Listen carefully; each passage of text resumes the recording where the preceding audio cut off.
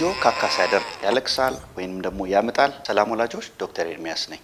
ይህ ችግር ኢንፋንት ዲስኬዚያ ወይንም ደግሞ ግረንቲንግ ቤቢ ሲንድሮም ሊሆን ይችላል። ይህ ችግር የሚከሰተው ህፃናት ፊንጢጣ ጡንቻቸውን ማዘዝ እስከሚችሉ ድረስ በጥቂት ሳምንት ውስጥ የሚጀምር ነው። ህፃናት ካካ በሚያደርጉበት ሰዓት ከ10 እስከ 20 ደቂቃ ሊያመጡ ይችላሉ። በሚያመጡበትም ሰዓት የፊታቸው ከለር መቅላት ሊኖረው ይችላል። አንዳንድ ጊዜ ህፃናት ካካ ሊያደርጉ ይችላሉ።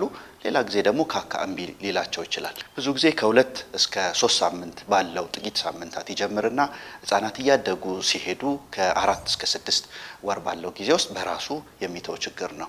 ከድርቀት የሚለየው ህፃናት ካካ በሚያደርጉበት ሰዓት ካካቸው ለስላሳ ነው የሚያደርጉት፣ እንዲሁም ደግሞ ካካቸው አይቆይም። ነገር ግን ህፃናት የሆድ መነፋት ካለ እንዲሁም ደግሞ ካካቸው የሚዘገይ ከሆነ በሳምንት አንዴ ወይም 2 የሚያደርጉ ከሆነ ካካቸው ደም የቀላቀለ ከሆነ ከዛም ባለፈ ደግሞ ህፃናት ካካቸው በጣም ደረቅ ከሆነ ለህፃናት ስፔሻሊስት ሐኪም ማሳየት ይኖርባቸዋል።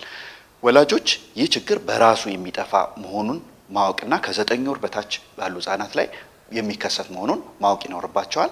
ነገር ግን ወላጆች ህፃናት በሚያመጡበት ሰዓት ለምሳሌ እንደ ሳሙና ወይንም ደግሞ ከፋርማሲ እንደ ሰፖዚተሪ የመሳሰሉ ነገሮችን ገዝተው ፊንጢጣቸው ውስጥ ማድረግ ህፃናት ፊንጢጣቸውን ለማዘዝ የሚያደርጉትን ጊዜ የሚያራዝም ነው። ይህ ፈጽሞ አይመከርም። ስለዚህ ወላጆች ህፃናት በሚያቃስቱበት ሰዓት ወዳቸው አካባቢ ማሳጅ ማድረግ ብቻ በቂ ነው። በራሱም በጊዜ ሂደት ይጠፋል።